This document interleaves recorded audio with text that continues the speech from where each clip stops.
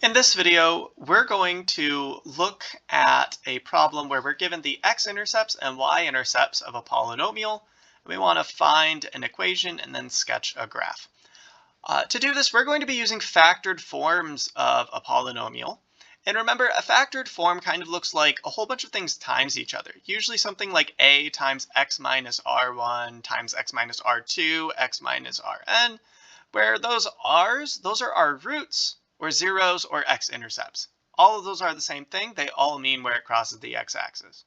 So our factored form usually looks something like this. Sometimes our factors can be a little bit more complicated, something like 2x minus 5 or 3 minus x. We might even get to a case where they have like an x squared in them, and we might see that later.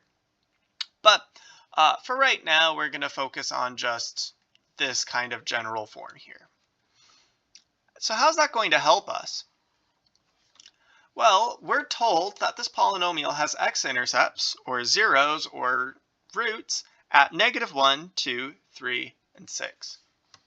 Which means that in factored form, it's going to look something like p of x equals some a, I don't know what that a is yet, times, well, we'll have x minus -1, that's just a fancy way of writing +1, because -1 is one of my roots.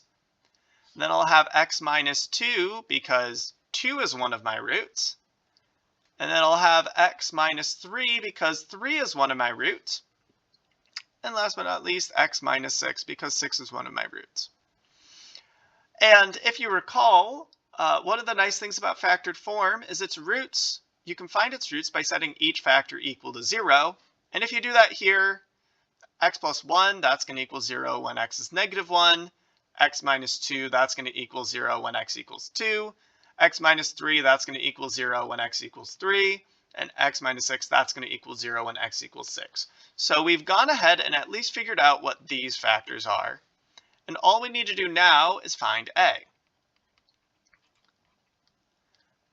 But we can do that by kind of finding the y-intercept in two ways.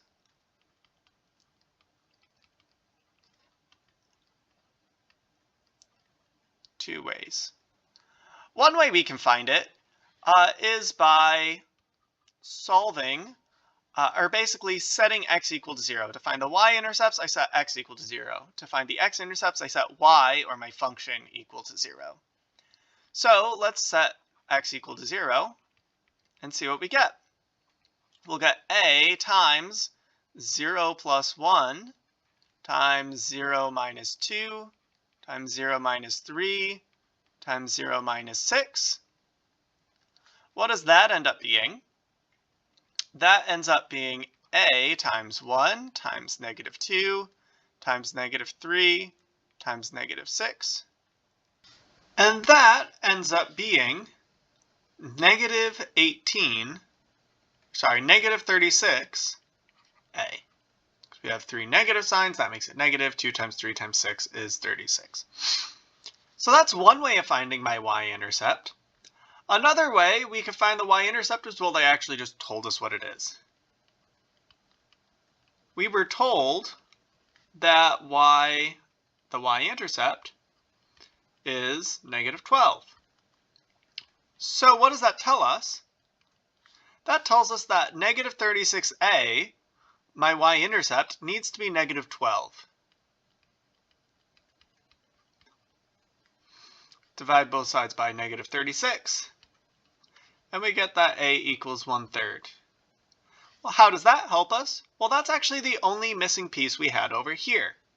Now I just plug in that a value, and I get 1/3 x plus 1, x minus 2, x minus 3, x minus 6. And that's my polynomial.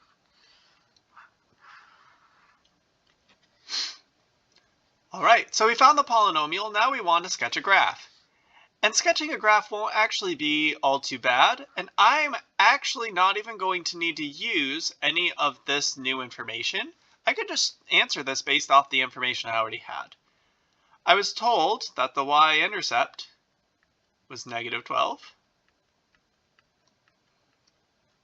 We'll draw that down here. And I was also told that I had x-intercepts at -1, 2, 3, and 6. And to make the graph, all I need to do is connect the dots in a way that A, my graph is nice and smooth, and B, that it doesn't cross the x-axis anywhere aside from these zeros that I have. So let's go ahead and do that. Gonna connect the dots, make it nice and smooth as I do it. Make sure I cross the x-axis wherever I'm supposed to. And also, so that gave me that side. Since I want it to be nice and smooth, this side's also going to continue on and on forever in that direction. And keep in mind, it's never going to cross the x-axis again either. So there we go. That's a pretty decent graph of what this function would look like. My guess is that this spike is actually really, really steep, but you know, I don't have a graphing calculator on me right now, so this will do fine for right now. And there we go. That is how we are able to take this information about x-intercepts and y-intercepts and not only find a formula for the polynomial, but also sketch a graph of that polynomial. So there you go.